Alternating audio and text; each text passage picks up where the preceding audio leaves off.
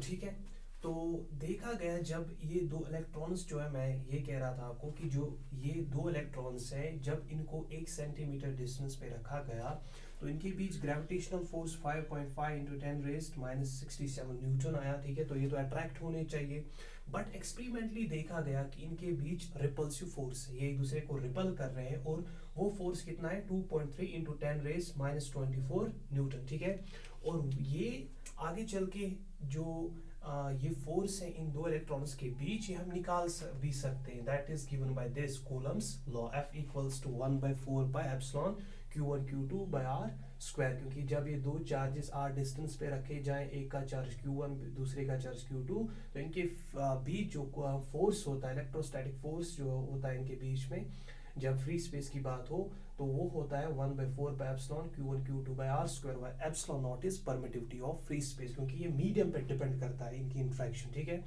तो what will be the influence of this medium on the interaction, that's given by permittivity of that space. आगे चल के हम detail में पढ़ेंगे। तो इनके बीच जो रिपल्सिव फोर्स है वो कितना आया 2.3 इंटू 10⁻⁻24 न्यूटन। अब इस इलेक्ट्रिक फोर्स को अगर कंपेयर किया जाए ग्रेविटेशनल फोर्स से, तो this electric force is very very large as compare to gravitational force. Force तो दोनों होंगे क्योंकि वेक्टर है, फोर्स तो दोनों है, इस फोर्स से अट्रैक्ट होंगे, इस फोर्स से रिपल होंगे, क्योंकि इलेक्ट्रिक फोर्स ज्यादा है तो इसी वजह से ज्यादा रिपल्शन हमें दिखाई देती है। ठीक है, अब क्योंकि मास की वजह से ग्रेविटेशनल फोर्स होता है, ठीक है, तो मास की वजह से ये जो पार्टिकल्स हैं ये अट्रैक्ट होने चाहिए, मगर ये तो अट्रैक्ट नहीं हुए, ये रिपल हुए। तो ग्रेविटेशनल फोर्स हमें ये भी पता है कि उसकी एक कैरेक्टरिस्टिक प्रॉपर्टी ये है कि gravitational force is always attractive, but ये रिपल हो रहे हैं।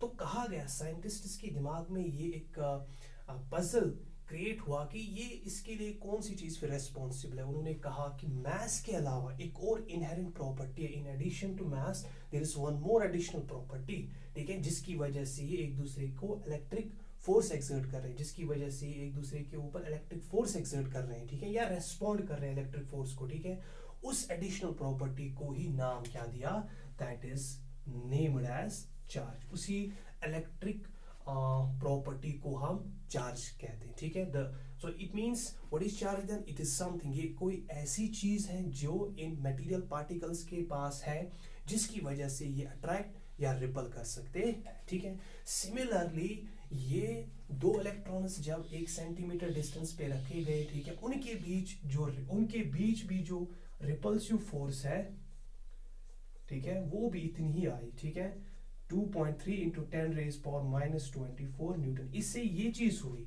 कि ये जो, क्योंकि ये भी रिपल हुए, इसका मतलब इनके पास भी ये प्रॉपर्टी है। तो हम कहते भी हैं कि इलेक्ट्रॉन के पास चार्ज है, प्रोटॉन के पास भी चार्ज है। ये फोर्स, क्योंकि डिस्टेंस हमने सेम रखी, तो अब अगर फोर्स इनका सेम आ रहा है, इनके बीच फोर्स सेम आ रहा है, इसका मतलब जो चार्ज प्रोटॉन पे जितना मैग्नीट्यूड में चार्ज होगा प्रोटॉन के पास, उतना ही इलेक्ट्रॉन के पास भी होगा। और सिमिलरली न्यूट्रॉन के रिलेटेड, या न्यूट्रॉन जो है, उन दोनों को भी जब 1 सेंटीमीटर डिस्टेंस पे रखा गया, उनके बीच ये इलेक्ट्रिक फोर्स नहीं देखा गया। ठीक है, ठीक है, वो सिर्फ अट्रैक्ट कर रहे थे, और अट्रैक्शन ऑलमोस्ट किसके बराबर थी, 10⁻⁻60 न्यूटन के आसपास। ठीक है, तो इनके बीच इलेक्ट्रिक फोर्स नहीं देखा गया, तो ये प्रॉपर्टी इनके पास नहीं होगी। So that means we say that neutron is neutral, इसके पास ये प्रॉपर्टी होती ही नहीं। So this is all about your electric charge. इससे इलेक्ट्रिक चार्ज जो है वो हमें क्लियर हुआ, बाकी की चीजें जो है वो हम